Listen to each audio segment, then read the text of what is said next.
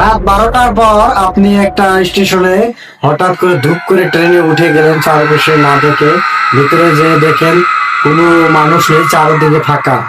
শুধু আপনার সামনে কঙ্কাল একটা বসে আছে, আর স্টেশনের বাইরে একদম খালি সাদা কাপড় পরানো কঙ্কাল বসে আছে। তখন আপনি কি করবেন? হ্যালো সবাই, কেমন আছেন? সবাইকে স্বাগতম জানাচ্ছি আমার হরর স্টোরি ইন বাংলাতে। আপনাদেরকে স্বাগতম জানাচ্ছি। চলে আসলাম আর একটা ভিডিও নিয়ে। তো ভিডিওটি শেষ পর্যন্ত দেখার জন্য অনুরোধ রইল। আর হ্যাঁ, আগে আরেকটা কথা বলে রাখছি, যাদের হাড় দুর্বল তারা ভিডিওটি এখান থেকে স্কিপ করে চলে যেতে পারেন। আর ভিডিওটি রাত 12টার পর কে দেখছেন অবশ্যই কমেন্ট করে জানাবেন। ভিডিওটি শেষ পর্যন্ত দেখতে থাকুন। রহিম নামের একটা ছেলে শহরের লোকাল ট্রেনে বাসায় যাবে। তো রাত 12টা আর কি 11টা 45 বেজে গেল। তো স্টেশনে দাঁড়িয়ে রয়েছে, একটা ট্রেন আসছে। চারপাশে না দেখে, ভিতরে কিছু না দেখে ট্রেনটি আসছে, তো ধুপ করে উঠে বসে পড়লো।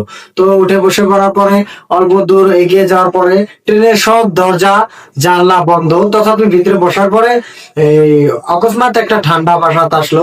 কিন্তু ট্রেনের ভিতরে দুইটা লোক আছিল, একটা হলো মহিলা মানুষ আর একটা বৃদ্ধা মানুষ। তো উনি ভাবলো যে পরের ডাব্বায় হয়তো মানুষ থাকতে পারে, এই ডাব্বায় মানুষ কম আছে, সুন্দরভাবে বসে যেতে পারবো।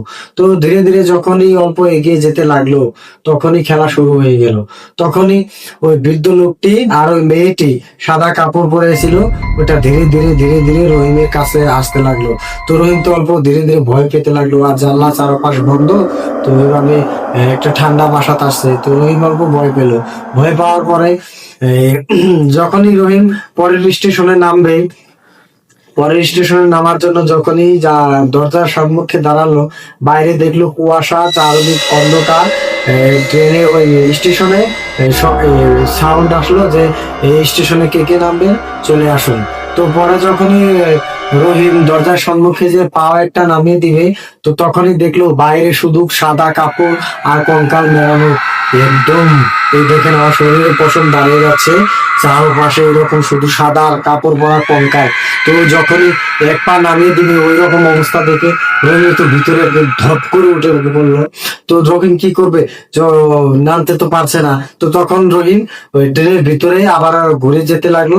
তখন দেখলো যে ওই বৃদ্ধ মহিলা, বৃদ্ধ মানুষ আর মহিলাটি সাদা কাপড় যখন সম্মুখে আসলো, কিচ্ছু নেই, শুধু খালি কঙ্কাল। তো রহিমের সম্মুখে এসে বলতেছে যে তুমি কোথায় যাবে, এখানে তো আমাদের স্টেশন না, তুমি আজ থেকে আমাদের সঙ্গে থাকবে। ওই বলে যখন থাক করে রহিমকে ধরতে লাগলো, রহিম তো ওখানে অজ্ঞান হয়ে গেল। সেদিন সকালে আর ওই রহিমকে ওই গাড়ির ভিতরে পাওয়া গেল না, শুধু রহিমের ওই ব্যাগটা সিটে ট্রেনের ভিতরে সিটে পাওয়া গেল। তো আপনি যদি ওই রকম রাত 12টার পরে ওই রকম ট্রেনের পরিস্থিতিতে পড়েন, তখন আপনি কি করবেন অবশ্যই কমেন্ট করে জানাবেন। আর ভিডিওটি কেমন লাগলো কমেন্ট করে জানাবেন। ভিডিওটি ভালো লাগলে একটা লাইক করে দিবেন।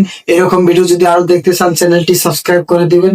আর হ্যাঁ, এই ভিডিওটি রাত 12টার পর কে দেখছেন অবশ্যই কমেন্ট করে জানাবেন, যাতে আমি বুঝতে পারবো আমার ভিডিওটি সাহসী আর মানুষ দেখেছে। আর এরকম ভিডিও যদি দেখতে চান বেল আইকনে প্রেস করে আমার পাশে থাকবেন। তো ভিডিওটি শেষ পর্যন্ত দেখার জন্য আপনাদেরকে অনেক অনেক ধন্যবাদ।